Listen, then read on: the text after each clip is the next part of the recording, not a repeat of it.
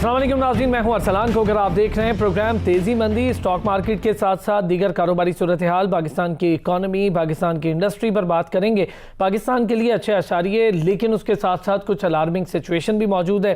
पाकिस्तान में एक्सपोर्ट्स की सूरत हाल थोड़ी सी बेहतर हुई है, लेकिन ये सिर्फ टेक्सटाइल और कपड़े की मद में बेहतर हुई है। हमारी एग्रीकल्चर अभी भी सर्वाइव कर रही है और सफ़र कर रही है, इस पर बात करेंगे। और टेक्सटाइल से हटकर अगर इंडस्ट्री की बात करें तो दीगर इंडस्ट्रीज़ इस वक्त काफ़ी ज़्यादा दबाव और प्रेशर का शिकार हैं। कोविड-19 की सिचुएशन एक बार फिर सर उठा रही है पाकिस्तान में। कोविड-19 की सिचुएशन की वजह से पाकिस्तान में मुआशी तरक्की की शरह रुकी है, तो उसका पाकिस्तान को क्या नुकसान हुआ है और अब क्या नुकसान होगा, जिसके लिए कोई पॉलिसी वज़ा कर लेनी चाहिए थी। अगर कर ली गई है तो क्या उस पॉलिसी के तहत पाकिस्तान की जो मुख्तलिफ इंडस्ट्री है वो आराम से काम कर पाएगी या उसके लिए मुश्किलात होंगी, इस पर बात करेंगे। स्टॉक मार्केट की सूरत हाल 42,232 पर है। 42,000 की नफसियाती हद अबूर की है स्टॉक मार्केट ने। ये एक बड़ा पॉजिटिव साइन है पाकिस्तान के लिए।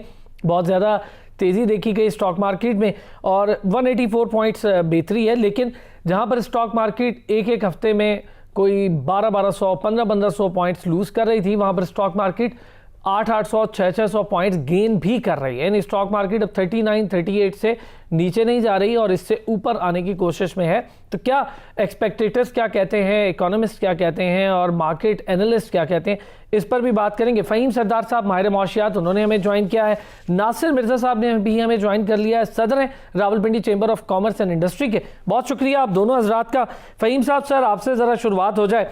सर, स्टॉक मार्केट बड़ा अच्छा परफॉर्म कर रही है, कैसे देख रहे हैं सर? अचानक क्या वजह हो गई? 38 पे गए थे तो काफ़ी ज़्यादा प्रेशर था, अब मार्केट 38 से निकल कर दोबारा 42 और अब इसी के बीच है 38 और 42 के। ये एक अच्छा साइन है। जी अरसलान, थैंक यू। ये साइन अच्छा है और आपसे पहले भी बात डिस्कस हुई थी कि स्टॉक मार्केट जो होती है वो परफेक्ट एक इंडिकेटर नहीं होता इकॉनमी का, लेकिन वो एक काफ़ी हद तक एक अच्छा इंडिकेटर होता है। इस वक्त जो स्टॉक मार्केट है, प्राइस अर्निंग्स रेशियो 13.1 पे है, तो वो कोई अलार्मिंग या हाई रेट पे नहीं है, वो थोड़ा सा मिड में है। यानी कि ट्रेडिशनली पाकिस्तान की मार्केट जो होती है वो 16 के जो प्राइस अर्निंग्स रेशियो में ज़रा हीट अप होनी शुरू हो जाती है। जो एज़ यूजुअल जब भी मैं आपसे बात करता हूँ स्टॉक मार्केट की, तो मैं हमेशा वॉल्यूम से शुरू करता हूँ। अभी आप वॉल्यूम देखें तो 300 एंड एग्जैक्ट फिगर मैं बता देता हूँ, 365 मिलियन का वॉल्यूम है। यानी कि 365 मिलियन का वॉल्यूम आज के दिन सिर्फ पड़ा है, जो तकरीबन साल पहले इससे कई गुना कम था। वॉल्यूम अगर अच्छा होगा तो मार्केट के अंदर नज़र आता है कि बेहतरी है, नज़र आता है कि एक्टिविटी हो रही है और उसी की बुनियाद पर इंसान बहुत सारे एनालिसिस कर सकता है। काफ़ी सारी पॉजिटिव्स हैं इकॉनमी के बारे में, गवर्नमेंट पॉलिसी के बारे में, बट चैलेंजेस भी हैं, इसमें कोई शक नहीं है। और इन चैलेंजेस को हैंडल करना जो है वो मेरे ख्याल है पहली प्रायोरिटी होनी चाहिए और है। और जो अभी आप मार्केट में देख रहे हैं, इंशाल्लाह ये आपको दूसरे सेक्टर्स में भी फैलते हुए नज़र आएगा। ठीक है, मैं ज़रा नासिर मिर्ज़ा साहब, सर बहुत शुक्रिया, आज आपने वक्त दे ही दिया हमें भी एक लंबी मसरूफियत के बाद। नासिर साहब, सर क्या सूरत हाल है इस वक्त? कारोबारी हजरात कोविड-19 की वजह से बहुत ज़्यादा परेशान थे और अब हम उसकी दूसरी लहर की वजह से परेशान दिखाई दे रहे हैं सबको। सर क्या तरीक़ा कार इख्तियार होगा? अगर हम सिर्फ टेक्सटाइल इंडस्ट्री से निकल के बात कर लें तो होटलिंग इंडस्ट्री बहुत ज़्यादा सर्वाइव कर रही है, दीगर इंडस्ट्री जो पैकेजिंग इंडस्ट्री है वो बहुत सर्वाइव कर रही है और तमाम इंडस्ट्रीज़ बहुत सर्वाइव और सफ़र कर रही हैं इस तरह की सिचुएशन में। लेकिन इस वक्त कोई ट्रेड पॉलिसी के नाम पर कोई ऐसी मरबूत चीज़ मौजूद नहीं है गवर्नमेंट एंड से कि जिसके तहत हम देखें कि काम आगे बढ़ सकता है।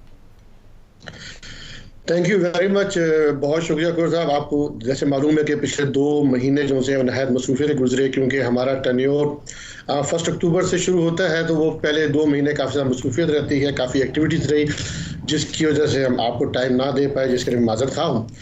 जहाँ तक आपका कोविड के बारे में सवाल है, डेफिनेटली अगर हम ये इंडस्ट्री को सब छोड़ दें, इस टाइम हमारा जो गारमेंट इंडस्ट्री है वो भी बेसिकली उसके डिफरेंट रीज़न है, उसकी जो एक्सपोर्ट हमारी इंक्रीज़ हो रही है। लेकिन अदर देन अगर हम कॉटन और इससे गारमेंट से बाहर निकल कर आएँ तो हमारी बकाया जो तमाम इंडस्ट्री है वो अभी भी उस कंफर्टेबल जोन में नहीं आ पा रही। उसकी जो सबसे बड़ी वजह हम समझते हैं कि जो कोविड की वजह से गवर्नमेंट ने कुछ पॉलिसीज अभी दी हैं, लेकिन जो बिजनेस कम्युनिटी है वो उसको प्रॉपरली एब्जॉर्ब नहीं कर पा रही। उसकी वजह जो SOPs हैं उनके ऊपर इम्प्लीमेंटेशन करना एक नहायत ही मुश्किल इस वक्त काम है, क्योंकि अपने आप का सर्वाइवल जो सा है इस टाइम जो business all over the world जो चल रहा है क्राइसिस, उसके अंदर अपने आप का सर्वाइवल करना वो नहायत मुश्किल काम है। हमारी जो बिजनेस कम्युनिटी है, मैं ख़ास तौर पर रावलपिंडी चैम्बर के पॉइंट ऑफ व्यू से अगर बात करता हूँ कि हमारी पूरी कोशिश है किसी तरीके से भी, जाहिर है इस वबा को ओवरकम करने के लिए खाली गवर्नमेंट ही अकेली इसमें काम नहीं कर पाएगी, उसके लिए हम तमाम बिजनेस कम्युनिटी का रोल भी बहुत अहम है। उस सिलसिले में हमें चाहिए कि हम गवर्नमेंट की जो पूरी सपोर्ट है उसमें SOPs हैं उन पर अमल दरामद करें, लेकिन इसके साथ साथ जो इंडस्ट्री का आपने जिक्र किया उस इंडस्ट्री को बूस्ट करने के लिए जो बेसिक रिक्वायरमेंट है, जहाँ पे हमें गवर्नमेंट का फेलियर नज़र आ रहा है कि जो बेसिक रिक्वायरमेंट है एनर्जी की या गैस की ज़रूरियात इंडस्ट्री के लिए, वो गवर्नमेंट उसको प्रॉपर तरीके से अभी टैकल करने के अंदर नाकाम है, जिसकी वजह से आपको ये सिर्फ जो गारमेंट्स इंडस्ट्री है उसके अंदर एक पॉजिटिव ट्रेंड नज़र आया है, उसके अंदर जो एक्सपोर्ट की जो आपको रेशो इंक्रीज नज़र आई है वो सिर्फ एक हमारे जो इर्द गिर्द के ममालिक है जिसमें बांग्लादेश और इंडिया में कोविड के हालात काफ़ी ख़राब हैं, जिनके उनकी ये एक्सपोर्ट के अंदर काफ़ी डिप आया है और पाकिस्तान को उसका एडवांटेज मिला है। और हम समझते हैं कि अगर गवर्नमेंट इसको अच्छे तरीके से, ख़ास तौर पे जो हमारे एनर्जी क्राइसिस हैं और जो भी हमारी ड्यूटीज़ के प्रॉब्लम है, अगर उस पर प्रॉपरली तवज्जो दें तो इंशाअल्लाह ताला इसकी कोई वजह नहीं है कि हम इसके साथ साथ तमाम इंडस्ट्री के अंदर भी बेहतरी ला सकेंगे। बहुत सही, आपने काफ़ी तफसीली बात कर ली है। मैं ज़रा इस पर आगे चलकर और भी बात करता हूँ। फ़हीम साहब, सर एक बड़ा मामला बना हुआ है LNG के हवाले से, आपकी नज़र से भी गुजरा होगा, यकीनी तौर पर आपने देखा होगा कि हमने एक उसकी दरामद में इतनी ताख़ीर कर दी कि कौमी ख़जाने को 122 अरब तक का नुकसान पहुँचा। एक इम्कान और तखमीना ये इंकशाफ हुआ है जो आपके सामने भी है। सर क्यों ऐसे फ़ैसले हो रहे हैं जिससे गवर्नमेंट नुकसान की तरफ ज़्यादा जा रही है? हम गंदम में देखते हैं, चीनी में देखते हैं ये नुकसान, हम राइट टाइम पे प्रोक्योरमेंट नहीं करते, हम राइट टाइम पर बाहर से ऑर्डर्स प्लेस नहीं करते कि हमारे मुल्क में आ जाए गंदम या चीनी। अब ये जो LNG है इसका भी सेम मामला निकल रहा है, तो ये तो बड़ा अजीब सा मामला हो जाएगा। सर गवर्नेंस से जुड़े मामलात भी हैं ये जो मईशत पे असरअंदाज हो रहे हैं। आपने गवर्नेंस का कहा और उसके साथ एक मैं समझता हूँ इस वक्त जो ज़्यादा इम्पोर्टेंट चीज़ जो सामने आ रही है वो है टाइमिंग का भी आपने जिक्र किया। देखें कोविड के वक्त में चीज़ें बहुत अनप्रडिक्टेबल हो गई हैं और साथ ही कोई कहता है डिमांड कम है, कोई कहता है ज़्यादा होगा, तो उसमें जो है मैं सच्ची बात है क्योंकि मेरे पास पूरी इन्फॉर्मेशन नहीं है, मैं ज़्यादा डेप्थ में नहीं जा सकता, लेकिन ये ज़रूर है कि कोविड की वजह से हर चीज़ जो है उलट पुलट हो गई। एक वक्त था कि हमारे पास की चीज़ सरप्लस में थी, अब वो हमें इम्पोर्ट करनी पड़ रही है। सो अभी अगर LNG के लिए वो मैं एक डिस्कशन देख रहा था कि उसके अंदर प्रिडिक्ट करना कि डिमांड कितना होगा हर महीने का, वो बड़ा क्रिटिकल पॉइंट होता है। उससे पता नहीं कितने महीने पहले आपको ऑर्डर करना होता है। आपने टाइमिंग का लफ्ज़ यूज़ किया, बिल्कुल सही बात है। टाइमिंग अगर सही होगी तो मसला भी रिजॉल्व हो जाता है। और इस वक्त टाइमिंग मेरा ख्याल है जो मैं समझ सकूँ अभी तक, टाइमिंग कोविड में ना बहुत उलट पुलट हुई थी। अब तेल की कीमत नेगेटिव चली गई थी फ्यूचर्स में, आपको याद होगा। अब तेल की कीमत फिर ऊपर आ रही है। अब मिड ईस्ट में क्या होता है, उससे तेल की कीमत का क्या होगा। अच्छा सारी चीजें एडजस्ट हो रही हैं। आपकी बात दुरुस्त है। मैं एक ब्रेक पर जाता हूँ, वापस आता हूँ तो आप दोनों हज़रात से ज़रा ये भी जान लूँगा। आप टाइमिंग की बात कर रहे हैं, हम टाइमली फैसले नहीं करते तो उसका खमियाजा भुगतना पड़ता है। हमने बहुत सारी दफ़ा ये चीज़ें देखी, मैंने अभी 2-3 चीज़ों का जिक्र किया। फिर पेट्रोल की कीमत का फ़ायदा जो दुनिया भर में घट रही थी पाकिस्तानी अवाम तक नहीं पहुँचा। एक ब्रेक लेता हूँ, वापस आता हूँ तो इस पर भी बात करते हैं।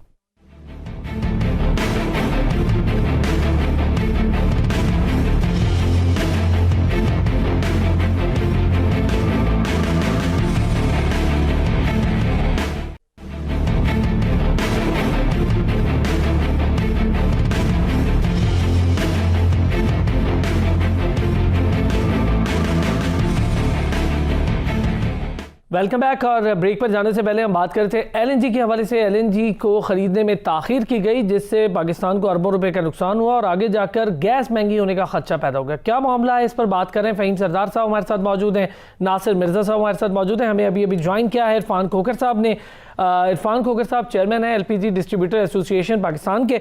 उन्होंने बहुत पहले मेरे प्रोग्राम में ये बात कही थी कि LNG के हवाले से भी पाकिस्तान को मुश्किलात आएंगी, जैसे LPG के हवाले से आ रही हैं।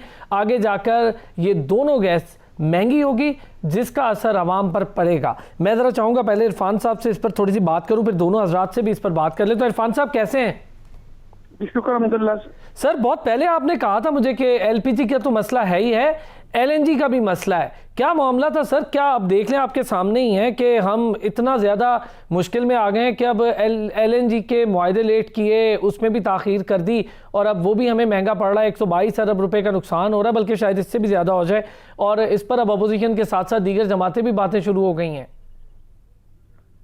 सबसे पहले तो मैं मशकूर हूँ आपका कि इस एनर्जी के क्राइसिस में आपने इस इशू को हाईलाइट किया। बड़ा कंज्यूमर और सार्फिन का मामला है। एलएनजी पे जो अरबों रुपए सब्सिडाइज करने के बावजूद ये टाइम पे ना आने की वजह से आज एलपीजी के मसाइल भी खड़े हो गए। देखिए, हमारे से 6 अरब एक एंड पे टैक्स लिया जाता है। मैंने आपके प्रोग्राम में एक और बात भी कही थी कि हम एलएनजी पिछले साल सुई गैस की लोड शेडिंग कम हुआ, हमने 73 अरब रुपए की इसमें इंजेक्ट की थी और 70 अरब का नुकसान हो गया था। ठीक, अभी भी हम उसको सब्सिडाइज कर रहे हैं, अरबों रुपए सब्सिडाइज कर रहे हैं। और दूसरे साइड पे एलपीजी के हमारे से किए गए वादे जो थे, एलपीजी के ऊपर, इम्पोर्ट के ऊपर या डेबिट टैक्स, जितने भी टैक्स माफ करने के हमारे वादे थे, वो भी अभी तक पूरे नहीं किए गए। एक तरफ देखेंगे हम एलएनजी ला करके सब्सिडाइज करते हैं और एलपीजी जब वही एनर्जी फ्यूल है जिस पर हम अरबों रुपए टैक्स डाल रहे हैं, तो ये देखें दोहरा कानून तो नहीं चलेगा ना। बिल्कुल दूसरी ठीक। बात, आज बारिश से शुरू हो जाती है, कुदरती गैस पूरे पाकिस्तान में नायाब हो जाएगी। मैंने कहा था 90 लाख कुदरती गैस खत्म होने जा रही है। ये मैंने आपके 4 पीरियड में 5 में बोल चुका हूं पहले। बिल्कुल ठीक है, मुझे याद है आपने कहा था कि कुदरती गैस बिल्कुल एंड हो जाएगी और उसके आपने बहुत सारी रीज़न भी बताई थी। तो वो हालात भी हम देख रहे हैं सर। सर्दियों में तो गैस बिल्कुल शॉर्ट हो गई है और गैस का ऑल्टरनेट एलपीजी है। एलपीजी इतनी महंगी हो गई है कि लोग ले नहीं पा रहे। मैं इरफान साहब ज़रा सदर रावलपिंडी चेंबर ऑफ कॉमर्स भी मेरे साथ मौजूद हैं, फ़हीम सरदार साहब भी हैं, उनसे भी ज़रा इस पर बात करता हूँ, फिर आपके पास भी आता हूँ। नासिर मिर्ज़ा साहब, सर ये जो मामला है ये आगे जाके मज़ीद सर उठाएगा यकीनी तौर पर। गैस शॉर्टेज होगी और फिर हमारा गैस का जो शोबा है उसका गर्दिशी कर्ज पहले ही 350 अरब रुपए तक जा पहुंचा है, वो और बढ़ जाएगा। तो फिर गैस महंगी होगी और महंगी होगी तो जाहिर है इंडस्ट्री को नुकसान तो होगा, आम आदमी पर भी इसका असर होगा। मैंने इसी तरह अभी आपसे अर्ज किया था कि ये जो चीज़ों की शॉर्टफॉल है और अभी तो सर्दी आई नहीं है। देखिए, अभी सर्दी आनी है आपकी 15 दिसंबर के बाद। अभी तो जो सर्दी की वेव आनी है वो 15 दिसंबर के बाद शुरू होगी, जब काफ़ी ज़्यादा बर्फबारी शुरू होगी तो आपके यहाँ फिर ये गैस की शॉर्टेज आएगी। इसी वजह से जब गैस की शॉर्टेज आएगी फिर आपका ये अल्टीमेटली इनडायरेक्टली आपको इफेक्ट करेगी इंडस्ट्री को। जब आप इंडस्ट्री को इन टाइम गैस नहीं दे पाएंगे तो how you will export the product you are expecting कि पाकिस्तान से जो एक्सपोर्ट है वो इंक्रीज करे। जब आप उनको गर्मियों के अंदर बिजली नहीं दे पाएंगे, सर्दियों के अंदर गैस नहीं दे पाएंगे, तो आप किस तरीके से एक्सपेक्ट करते हैं कि वो तमाम चीज़ें आपके जो एक्सपोर्ट के अंदर है वो अपना रोल प्ले करेंगी। जो अभी टाइमिंग की बात की थी फ़हीम साहब ने, वो बड़ी इंपॉर्टेंट चीज़ है जो फ़हीम साहब ने भी जिक्र किया था कि timing is very very important and crucial. हमारे जो चीज़ें नज़र आ रही हैं कि हमारी मौजूदा गवर्नमेंट की जो प्रॉब्लम आ रही है कि वो डिसीजन जो से वो सही वक्त पर नहीं लिए जा रहे। अगर हम आज बात करते हैं कि जो था कि जी अभी हम चीनी इंपोर्ट कर रहे हैं और अगले 20-25 दिनों के अंदर इसका 15 से 20 रुपए कीमत कम हो जाएगी। मेरा सवाल फिर यही जाता है गवर्नमेंट से। मैं पिछले 2 प्रोग्रामों में मौजूद था, फ़खर इमाम साहब बैठे हुए थे उस प्रोग्राम के अंदर। मैंने उनसे यही रिक्वेस्ट की, सर जब आप कहते हैं कि देयर आर फ्यू पीपल जो इस घनौने कारोबार के अंदर मुलविस है जिनकी वजह से हमें ये बार बार नुकसान उठाना पड़ता है, देयर आर फ्यू पीपल, तो मैंने उनसे यही सवाल किया कि सर आया you are complaining to me? अगर आप मुझे कंप्लेन कर रहे हैं तो मुझे बताएं कि मैं ये सवाल किसके पास लेके you are a federal minister और आप कह रहे हैं कि देयर आर फ्यू पीपल, और वो अगर 20 रुपए चीनी सस्ती आती है तो इसका मतलब है जो 50 रुपए वाली चीनी थी, जो 70 वाली चीनी थी, जो अब आज 120 रुपए में चली गई है, अगर आप सपोज हम गवर्नमेंट की बात मान लें कि अगले 15-20 दिन के अंदर वो 10 से 15 रुपए कम हो जाएगी, but still we will be at 100 rupees per KG. हमारा प्रॉब्लम ये नहीं है कि 100 केजी पे की क्यों आ रही है रुपीज पे, हमारा प्रॉब्लम ये है कि ये 70 रुपए से 120 रुपए पे क्यों गई, ये 50-60 रुपए वाला आटा 80-90 रुपए पर क्यों गया। प्लस जो लोग इसके अंदर मुलविस थे, क्या वो पकड़े गए, क्या उनको कुछ सजाएं हुई, क्या उनके खिलाफ कोई केसेस चले कि नहीं चले। हमारा जो प्रॉब्लम है, और जिस तरह भी आपने बिल्कुल ठीक कहा है, जो गैस का मसला आने वाला है और सर उठाने वाला है, 15-20 तारीख के बाद जब बर्फबारी शुरू होगी, आपको गैस की बहुत बड़ा शॉर्टफॉल आएगी और उससे आपकी डायरेक्टली और इनडायरेक्टली जो इंडस्ट्री है, आपकी जो एक्सपोर्ट है, वो बहुत बुरे तरीके से। सर घरेलू सारिफ भी, नासिर साहब, घरेलू सारिफ बेचारा भी परेशान होगा। सर बिल्कुल ठीक फरमा रहे हैं खोखर साहब, आप घरेलू सार्फिन 100% मुतासिर होगा, आपके घरों के चूल्हे ठंडे पड़ जाएंगे। और ये जो LPG की, LNG की हम बात कर रहे हैं, गैस की, वो जब इतनी ज़्यादा कीमतें बढ़ जाएंगी तो उसके लिए हर शख्स वो फिर वही होगा कि सड़कों पे एहतजाज होगा, लोग बाहर सड़कों पे निकलेंगे, गवर्नमेंट के लिए मुश्किल आएगी। तो गवर्नमेंट को आज ही इनके ऊपर कोई ऐसे डिसीजन लेने चाहिए, इस किस्म के प्रोग्राम करने चाहिए और इस किस्म की पॉलिसी मुरतब देनी चाहिए कि खुदा न खास्ता वो वक्त आने से पहले पहले गवर्नमेंट के पास कोई हाथ के अंदर बेहतरीन चीज़ होनी चाहिए। बिल्कुल ठीक है। फ़हीम साहब, सर आपको पता है, बेहतर है, मुझसे भी ज़्यादा बेहतर जानते हैं, हमारे जो स्टील मिल है उसकी तबाही की सबसे बड़ी वजह गैस की शॉर्टेज हुई थी, फिर गैस का बिल हुआ था, गैस काट दी गई थी, ये जिस दौर में भी हुआ, इंडस्ट्री तबाह हुई। पाकिस्तान की स्टील मिल अरबों रुपए का असासा तबाह हो गया, हज़ारों लोग उसमें काम करते हैं, उनको निकाल भी दिया जाएगा, पैसे भी दिए जाएंगे उन्हें निकलने के, लेकिन वो उसके बाद करेंगे क्या। हम इसी तरह दीगर इंडस्ट्री को भी यही होता देखेंगे, अगर गैस की शॉर्टेज होती है, गर्दिशी कर्जा बढ़ता है, ज़ाहिर है सर इसका सारा प्रेशर डाइवर्ट आवाम पर होता है। और आवाम के पास मुझे नहीं लगता कि कोविड-19 के बाद कोई ऐसी सिचुएशन है कि बेरोज़गारी की शरह बढ़ गई, महंगाई की शरह बढ़ गई, आवाम की कंजम्पशन पावर कम हो गई, हम कंज्यूमर मार्केट है। मैं ज़रा सर ये इकोनॉमी के एस्पेक्ट से आपसे ये चीज़ें पूछना चाह रहा हूँ, थोड़ा टेक्निकल समझा दें कि क्या इसकी हैंडलिंग और मिस हैंडलिंग के एस्पेक्ट्स कुछ ही दिनों में और मजीद उभर कर सामने आ सकते हैं। देखिए, जो भी बिजनेस यूनिट एक होता है ना, उसको let us be frank here कि वो हर चीज़ गवर्नमेंट का काम नहीं होता। दुनिया में बहुत कम मिसालें हैं जिसके अंदर गवर्नमेंट सारे बिजनेसेस या ज़्यादातर बिजनेसेस को हैंडल कर रही हो और बहुत कंफर्टेबली हैंडल कर रही हो। जो थोड़ा सा मैं एक बात ज़रा कहूँगा, थोड़ी सी खरी होगी। देखें, आपके जो ये मेजर असासे हैं ना, ये they are subject to political activity. देखिए, वो पॉलिटिक्स की वजह से मसले शुरू होते हैं ज़्यादातर। ये नहीं होता कि जी कि वो एक चीज़ इनपुट ये था तो दूसरा इनपुट वो था। स्टील मिल का मुझे लिटरली याद है कि इनकी कहानी, एक बहुत बड़ा मसला था कोल, कि कोल कहाँ से आएगा, यूक्रेन से आएगा या ऑस्ट्रेलिया से आएगा, सॉरी आयरन ओर। मतलब ऐसी चीज़ें जो बिज़नेस से रिलेटेड है, ना मुझे उस चीज़ की उतनी समझ है, बट मुझे इतना ज़रूर पता है कि हमारे जो नेशनल असासे हैं इनकी हिफाजत करना हम सबका फ़र्ज़ बनता है, लेकिन साथ साथ इनको मैनेज करना भी एक चैलेंज बन चुका है। अब उसको हुकूमत ने जो बेस्ट पॉसिबल सोल्यूशन मेरे ख्याल है हुकूमत को नज़र आ रहे हैं, वो वही करेंगे। क्योंकि देखें, इसमें माजरत अगर मैं एक चीज़ को रिपीट कर रहा हूँ, बट इस कोविड ने लिटरली सबके हिसाब बजट्स उल्टे पुल्टे कर दिए। हमारे पाकिस्तान का एक एस्टिमेट है कि 2 ट्रिलियन का एक्सपेंडिचर हुआ है सिर्फ कोविड से लड़ने का। नुकसान जो अच्छा, मैं फ़हीम साहब एक छोटी सी चीज़ आपसे अर्ज़ भी करूं कि हम अगर नवंबर के, मैं ज़रा आपसे नवंबर के हवाले से डिस्कशन करें, नवंबर में रेवेन्यू की वसूली 346 अरब रुपए के साथ हदफ के बिल्कुल करीब रही है, 4.4% ज़्यादा बढ़ी है। और दूसरी तरफ हम जो पेट्रोलियम पर टैक्स लगाया हुआ है, पेट्रोलियम लेवी जो है, वो हम कंटिन्यूस वसूल कर रहे हैं। फिर हम जनरेट तो कर रही है गवर्नमेंट अपनी तरफ से, जितना रेवेन्यू जनरेट कर सकती है टैक्सेस की मद में वो जनरेट हो रहा है, लेकिन दूसरी तरफ जो सर्कुलर डेट्स हैं वो और जो बजटरी डेट्स हैं वो ज़्यादा बड़ा डैमेज पहुंचा रहे हैं। जी देखें, बिल्कुल सही बात है। आपके जो भी खर्चा होगा ना, वो आपको कहीं से कमाना है। पहली बात ये है कि जो आपका बजट है ना, रेवेन्यू कलेक्शन जो है 5 महीने का, वो 20 अरब ज़्यादा हुआ है ये 5 महीनों के अंदर। आपने नवंबर का फिगर दिया, बिल्कुल सही, लेकिन मैं आपको 5 महीने का फिगर दे रहा हूँ कि एक्चुअली वो टारगेट अपना एक्सीड कर चुके हैं। ठीक, 20 अरब के लगभग, 20-25 अरब इसके लगभग। जो पेट्रोलियम जो है उसके अंदर जो भी लेवी होती है, सारी बात है वो गवर्नमेंट की किटी में जा रही होती है। ये शायद हमने पहले भी कुछ साल पहले डिस्कस किया था कि ये क्यों कीमत, आपने पहले एक जिक्र किया था, ऑल्दो आपने इस वक्त डायरेक्टली मुझसे नहीं पूछा कि कीमतें अगर गिरी हैं तो फिर हमारी भी प्राइस गिर जानी चाहिए। देखिए, गवर्नमेंट ने जो है ना अपनी टैक्सेशन तो मेंटेन करनी होती है, अपने जो अखराजात हैं वो तो पूरे करने पड़ेंगे। अब जाहिर बात है कि अगर एक तरफ से डायरेक्ट टैक्सेशन बेहतर हो रही है, वो बहुत खुशाइन बात है। हमारे अच्छी खासी फाइलिंग हुई है इस दफ़ा, FPR के फिगर्स वो दिए हुए हैं उनकी वेबसाइट पे।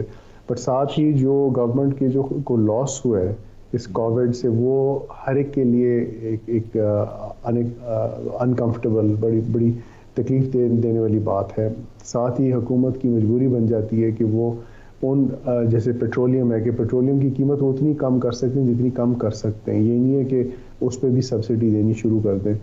जो इधर हुकूमत कोशिश कर रही है कि सब्सिडीज़ को कम करें, अब नए सब्सिडीज़ तो नहीं अब शुरू कर सकते।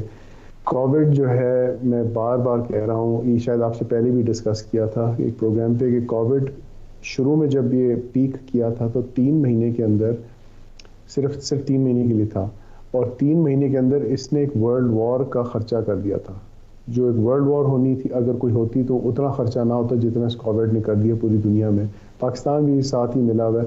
अनफॉर्चुनेटली जब आपके रेवेन्यू स्ट्रीम्स टाइट होंगे तो फिर जाहिर बात है उसका कहीं ना कहीं से तो रेवेन्यू पूरा करना पड़ता है, क्योंकि आखिरकार ये चीज़ें मुफ्त में तो नहीं होती। बिल्कुल ठीक है, बिल्कुल ठीक है फ़हीम साहब। मैं इस पर ज़रा आपके पास वापस आता हूँ एक सवाल के साथ कि आपने दुरुस्त बात की, लेकिन हमें ये भी सोच लेना चाहिए था कि इसके लिए अगर पॉलिसी को मुरतब होती तो यकीनी तौर पर ज़्यादा जोर, ज़्यादा एम्फेसाइज एग्रीकल्चर पर होता, चूँकि पूरी दुनिया में खुराक की कमी एकदम से हुई, एक्सपोर्ट्स बंद हो गई। हम अगर उस पर थोड़ी सी तवज्जो देते तो आज हम ज़राअत की वजह से दुनिया भर में एक तो एक्सपोर्ट्स हमारी बढ़ती, फिर ज़र मुबादला बहुत ज़्यादा कमाते। मैं आता हूँ सर इस सवाल के साथ आपके पास। इरफान साहब, सर एक तो टैक्सेस की जो मैं बात कर रहा था, आप भी बारहा इसका जिक्र कर चुके हैं मुझसे, ऑन द रिकॉर्ड भी और ऑफ रिकॉर्ड भी आपसे बात होती है, जो सुपर टैक्स और दीगर टैक्स आप लोगों पर लगे हैं। सर, टैक्सेस की वजह है कि LPG का सिलेंडर कंटिन्यूस महंगा हो रहा है, या फिर इसमें भी जो हम मंगवा रहे हैं इंपोर्ट, उसमें कुछ ताख़ीर हो रही है तो उसके गैप्स हैं, कोई ड्यूटीज़ का बढ़ना है, क्या वजह है LPG का सिलेंडर दिन ब दिन क्यों महंगा हो रहा है?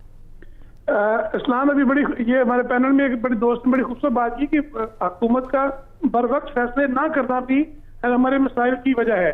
और देखिए, जून में हमने ये जो प्लानिंग विंग में जहां जेब साहब डिप्टी चेयरमैन, उन्होंने हमारी जो पॉलिसी को रिव्यू करने के लिए LPG पॉलिसी 2016 को रिव्यू करने, आज 6 माह गुजर गए, हम फैसला नहीं, तो पॉलिसी बन गई, पॉलिसी में अमेंडमेंट के लिए समरी बन गई, बेतहाशा मीटिंगें हो गई, हम दौड़ के कराची लाहौर से मीटिंगों में आते रहे, लेकिन अभी तक डिसीजन नहीं हो पाया। समरी तैयार, हर चीज तैयार, अब सर पे आम पहुंच गई, लेकिन अभी तक हमने जो टैक्सेस में छूट देनी थी या कोई नई पॉलिसी में अमेंडमेंट लेके आनी थी, कुछ नहीं कर पाए। ये हम कुछ मसाइल जो हैं बर वक्त फैसले न होने की वजह से भी हैं।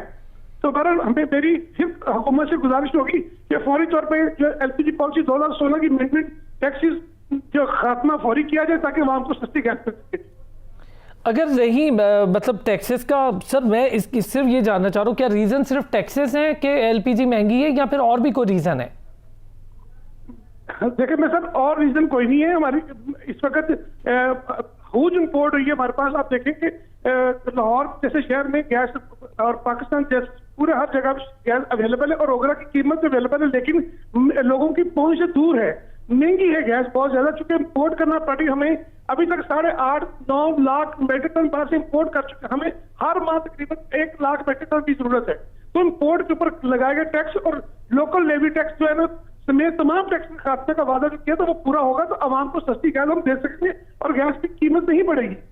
बिल्कुल ठीक है। मैं नासिर साहब, सर आप सुन ही रहे हैं तमाम तर चीज़ें। सर मैं ये जानना चाहूँगा कि जो रावलपिंडी इसके अतराफ़ में इंडस्ट्री है, उसकी सूरत हाल थोड़ी सी बताएं, चूँकि चेंबर ऑफ कॉमर्स डायरेक्ट आप लोग लिंक में हैं उनके साथ। फिर जो छोटा दुकानदार तबका है, मैं दुकानदार तबके की बात इसलिए कर रहा हूँ क्योंकि आम आदमी की रीच ज़्यादातर दुकानदार तक है, इंडस्ट्री की बात तो हम कर ही रहे हैं। उनके लिए जो टैक्सेस की भरमार है वो इस वक्त कितना बड़ा प्रेशर है, चाहे वो होटलिंग इंडस्ट्री हो, चाहे वो कारोबार कपड़े का हो, चाहे वो किसी चीज़ का भी कारोबार हो, उस तबके के लिए भी। फिर जो बिजली के टैरिफ हैं और जो गैस से मुंसलिक कारोबार हैं वो हैं, उनके लिए कितनी परेशानी है, और फिर वो क्या कह रहे हैं, उनकी बड़े मसाइल क्या हैं इस टाइम के? अच्छा अरसलान साहब, मतलब देखिए ये खाली को रावलपिंडी के लिए नहीं है, क्योंकि इस किस्म के जो टैरिफ के मसले मसाइल हैं या जो एनर्जी क्राइसिस है, it is all over the country, it is for everybody, वो चाहे कराची में रहते हो, चाहे लाहौर रहते हो, चाहे पेशावर रहते हो, चाहे रावलपिंडी रहते हो। ये जो एनर्जी क्राइसिस है वो तमाम लोगों के लिए, जिस तरह अभी फरमा रहे थे, देखिए मतलब ये कहना टाइमिंग जो सी है it is very very important. देखिए सर्दी हर साल आती है, दिसंबर में आपको पता है पीक सर्दी का सीजन होता है, हर साल गैस की शॉर्टफॉल आती है। ये कोई पहली मर्तबा नहीं होने जा रहा, या पहली मर्तबा नहीं हो रहा। हमारा जो बिजनेस कम्युनिटी का बार बार जो गवर्नमेंट से एक बड़ी हम्बल एक सबमिशन होती है, रिक्वेस्ट दी होती है कि फॉर गॉड से, जब आपको पता है कि दिसंबर में सर्दी आनी है, आपकी गैस शॉर्ट होनी है, आपको एलपीजी इंपोर्ट करनी है, तो why not it is before the time, why always at the 11th hour. हमारा जो हमेशा नासिर मिर्जा साहब, मैं चाहूंगा एक चीज इसमें ऐड भी कर दें, जो कि मैं फहीम साहब से भी पूछूंगा। पाकिस्तान में सालाना $3 अरब की रोजमर्रा की जो इस्तेमाल की अशियां हैं वो स्मगल हो रही हैं। इसका मतलब ये है कि जाहिर है टैक्सेशन बचाने के लिए लोग कोई और चैनल का इस्तेमाल करते हैं। तो इतनी ज़्यादा हमने डॉक्यूमेंटेशन पर जोर दिया, रेगुलेशंस पर जोर दिया, फिर भी स्मगलिंग रोकने में अब तक उस तरह से हम लोग फाल नहीं हो पाए या बेहतर रिजल्ट्स नहीं दे रहे। मेरा ख्याल है कि गवर्नमेंट ने इसके ऊपर काफी ज्यादा कलगल लगाई है। अगर आप इसको पिछले सालों से कंपेयर करें तो ये काफी हद तक कम हुई है। डेफिनेटली 100% खत्म नहीं हुई, आपने बिल्कुल ठीक कहा। स्मगलिंग का जो हमारा आंसर है वो बहुत बड़ा एक मेजर फैक्टर है जो ड्यूटीज की इस किस्म की बचत के अंदर ये कार आमद होता है। लेकिन उसके साथ साथ गवर्नमेंट ने जो अभी इसके ऊपर सख्तियां की हैं, गवर्नमेंट ने जो आपके जितने एंट्री पॉइंट हैं उसके ऊपर कुछ ड्यूटीज वगैरह सख्त की हैं, वहां पे अपनी लॉ इन्फोर्समेंट एजेंसीज की ड्यूटी सख्त की है, उसकी वजह से काफी ज्यादा फर्क पड़ गया है सलान साहब, लेकिन खत्म नहीं हुआ। ठीक है सर, टैक्सेशन के मामलात से आप सर टैक्सेशन एफबीआर के जो इस टाइम के सूरत हाल है उससे आप अग्री करते हैं, मतलब सेटिस्फाई हैं उससे? अच्छा, हमने इस पे देखिए हर वक्त इस पे बेहतरी की जरूरत हर वक्त मौजूद रहती है। गवर्नमेंट अपने तय बेशक कोशिश करती है, गवर्नमेंट ने बेतहाशा इसके अंदर नए बनाने की कोशिश की, लेकिन 100% उसके ऊपर अमल दरामद मुकम्मल नहीं हो पाता। उसमें कहीं नहीं कमी कोताही, उसमें बेहतरी की गुंजाइश हमेशा रहती है। हमारा गवर्नमेंट के साथ पिछले कई साल एक डायलॉग चल रहा है कि हमें चाहिए कम अज कम, अगर आपने ये टैक्स ब्रॉडनिंग टैक्स एक डिपार्टमेंट क्रिएट किया आज से 3 साल पहले, उसका रिजल्ट अभी तक सामने नहीं आ पाया। आप जब भी गवर्नमेंट से एफबीआर से जब भी आप गुफ्तगू करेंगे तो आपको यही जवाब मिलेगा कि वही हमारे पास 10 से 11 लाख जो टैक्स पेयर मौजूद है इस तरह नहीं बढ़ रही। जबकि मैंने अभी पिछले दिनों हम एक काम में मौजूद थे, मैंने चेयरमैन एफबीआर वहां पे तशरीफ रखते थे, उनसे मैंने गुजारिश की, मैंने कहा सर अकॉर्डिंग टू वापडा आईएसओ जो डिपार्टमेंट है उसके मुताबिक पाकिस्तान के अंदर इस टाइम तकरीबन 22 लाख से ज्यादा कमर्शियल मीटर लोगों की जगह पे लगे हुए हैं। तो कम से कम आप ये जो 22 लाख मीटर कमर्शियल लोग यूज कर रहे हैं, फहीम साहब से मैं नासिर साहब कमर्शियल एक्टिविटी हो रही है। बिल्कुल ठीक है, आपने जो इशारा किया, मैं जरा फहीम साहब से इस पर कमेंट, फहीम साहब लास्ट कमेंट इस पर जरा कर दें। जी ये टैक्सेशन की आप बात कर रहे हैं ना, देखिए टैक्सेशन में 2 चीज़ें होती हैं, मैं जल्दी से बोल देता हूँ। एक कस्टम्स है और एक इनलैंड रेवेन्यू है। कस्टम्स ने एक बहुत ज़बरदस्त किस्म के 1 विंडो ऑपरेशन शुरू कर दिया है या करने वाले हैं, वो आप देखेंगे। उससे ना सिर्फ स्मगलिंग थोड़ी कम होगी, आपकी टैक्सेशन बेहतर होगी। दूसरा इनलैंड रेवेन्यू का आप देखें कि वो किस तरह अपने सिस्टम को इम्प्रूव करने की कोशिश कर रहे हैं। जैसे अभी हमारे जो कॉलीग हैं उन्होंने कहा था कि बेहतरी की गुंजाइश हर जगह होती है, वो तो होना चाहिए।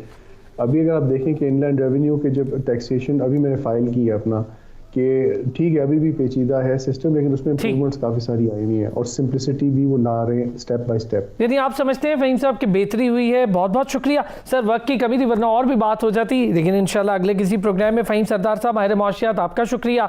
नासिर मिर्जा साहब सदर हैं Rawalpindi chamber of commerce and industry की, आपका भी शुक्रिया। इरफान खोखर साहब ने भी हमें ज्वाइन किया, चेयरमैन LPG डिस्ट्रीब्यूटर्स, आपका भी शुक्रिया। अगले हफ्ते फिर होगी आपसे मुलाकात, अपना ख्याल रखिएगा।